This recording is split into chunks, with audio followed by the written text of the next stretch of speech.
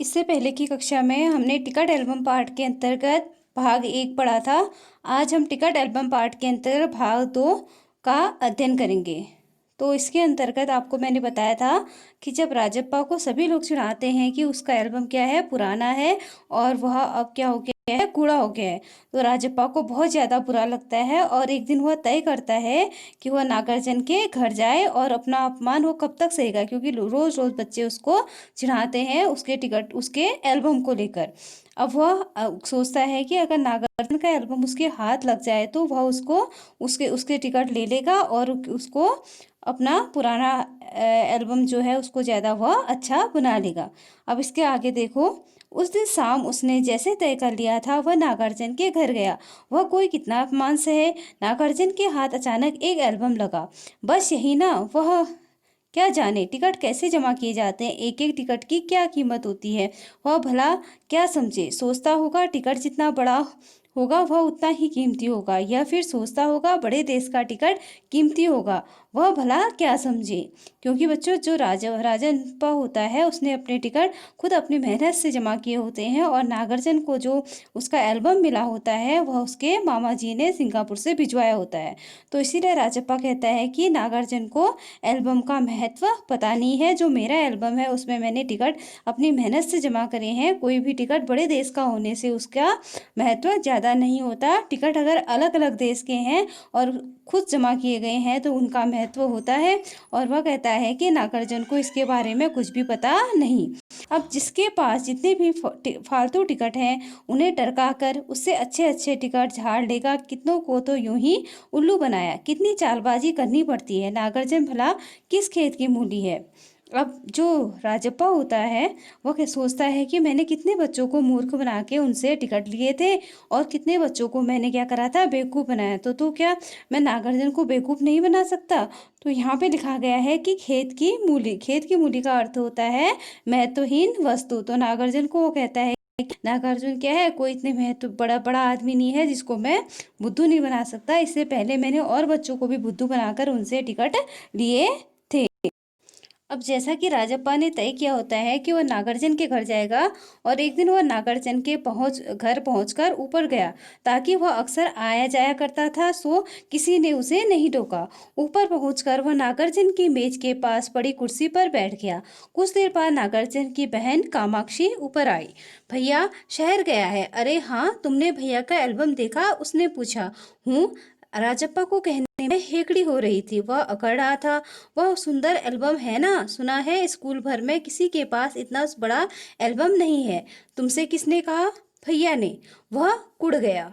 तो यहाँ पे जो राजप्पा होता है वह नागार्जुन के घर चला जाता है और उसके कमरे में जाकर उसकी कुर्सी में बैठ जाता है। अब वो हमेशा से ही नागार्जुन के घर जाता है, इसलिए उसके नागार्जुन के परिवार का कोई भी व्यक्ति उसको नहीं टोकता उसके घर जाके उसके नागार्जुन के कमरे में उसकी चेयर में बैठने में। तो इतने में जो नागार्जुन की बहन कामाक्षी होती है वह नागार्जुन के कमरे में आ जाती है और वह राजप्पा से कहती है कि क्या तुमने मेरे भैया का एल्बम देखा है, वह कितना सुंदर है और पूरे स्कूल भर में किसी के पास इतना बड़ा एल्बम नहीं है।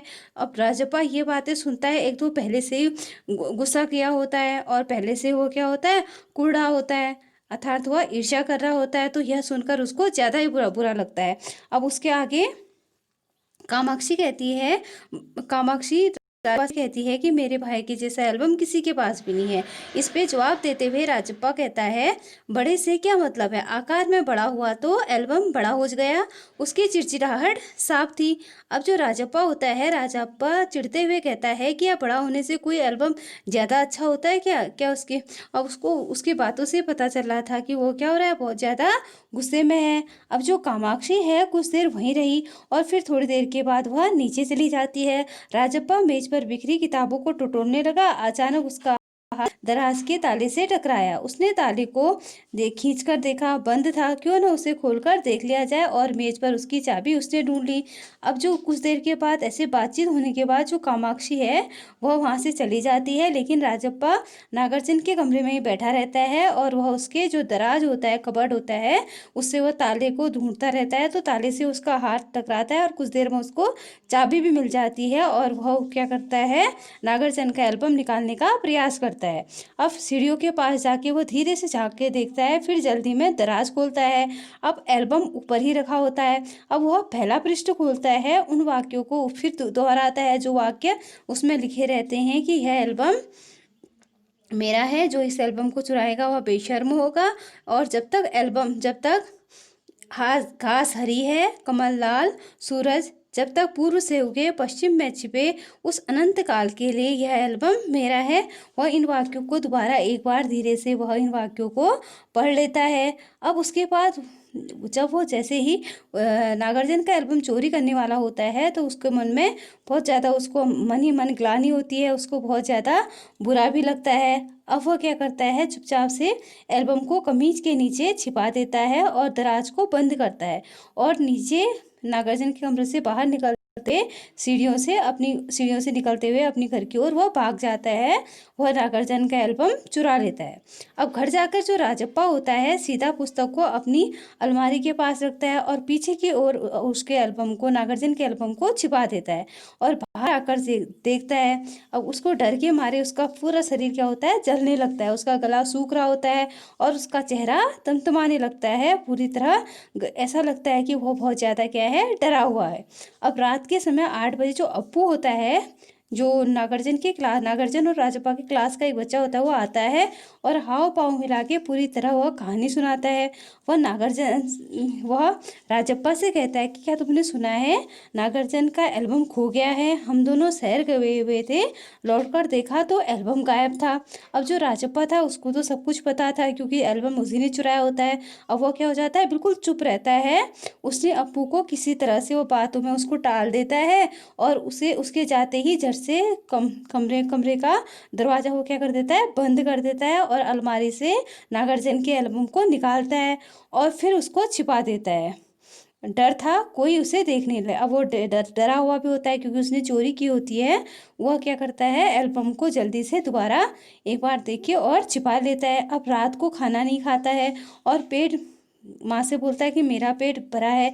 अब सारा घर चिंतित हो गया, उसका चेहरा भयानक हो गया था। रात उसने सोने की कोशिश करी लेकिन डर के मारे उसको नींद नहीं आई। एल्बम को वो अपने तकिए के नीचे रखकर सो गया।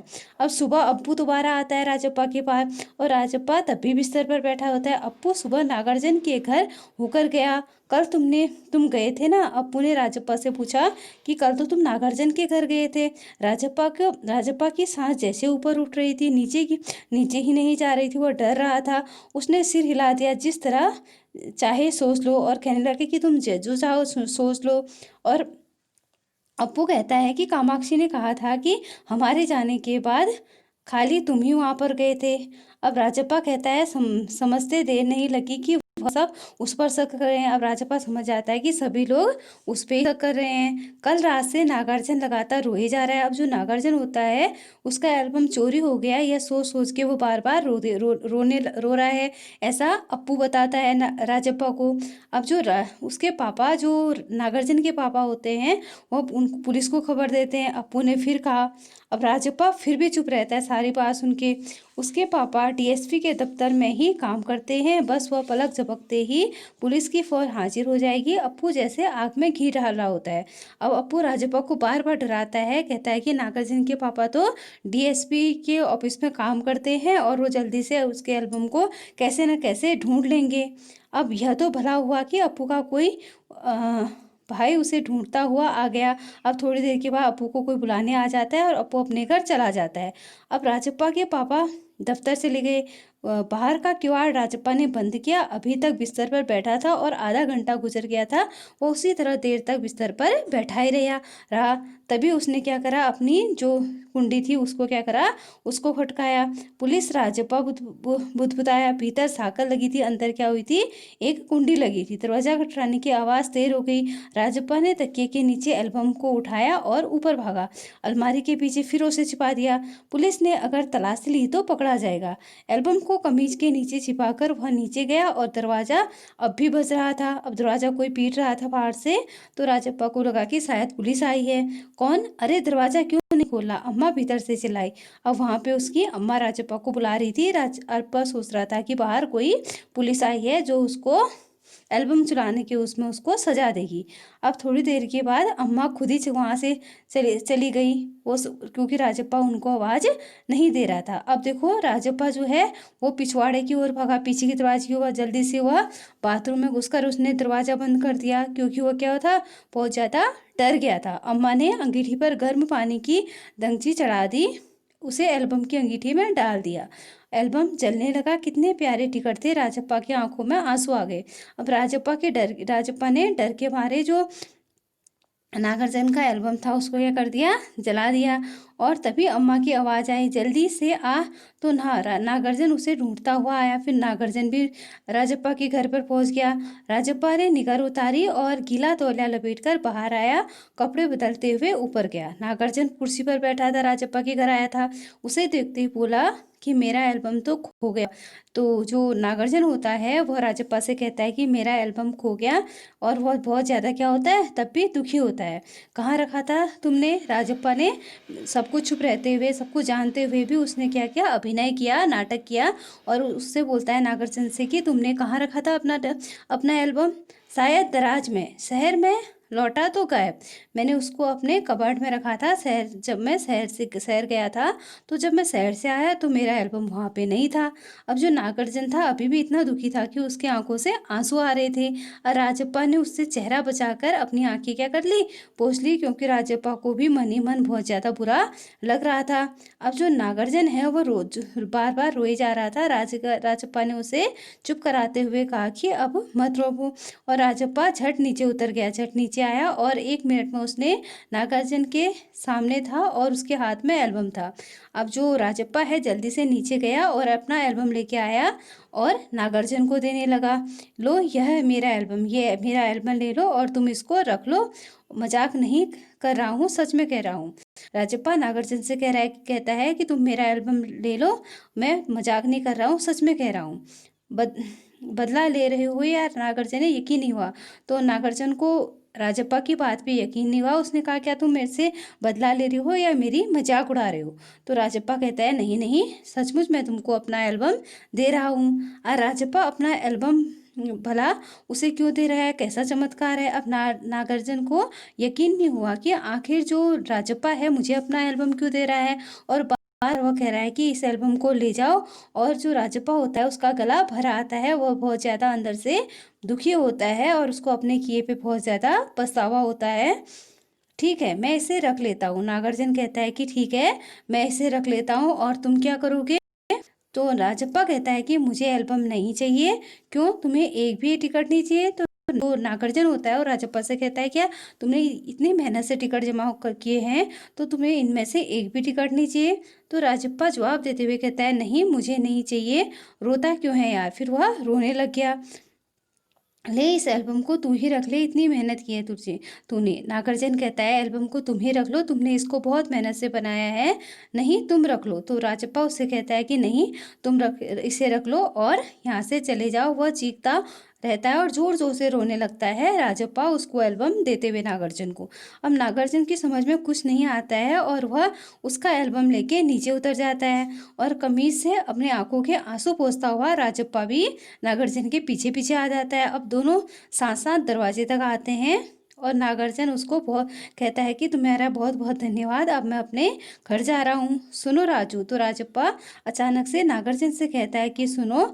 नागार्जुन ने उसे फिर पलट के देखा। एल्बम दे दो, मैं रात जी भरकर से देखना चाहता हूँ। तो राजप्पा ने दुखी होकर कहा कि तुम मेरा एल्बम मेरे को दे दो, मैं इसे पूरी रात जी भर के एक बार देख लूँगा, उसके बाद सुबह मैं तुमको यह एल्बम दे जाऊँगा।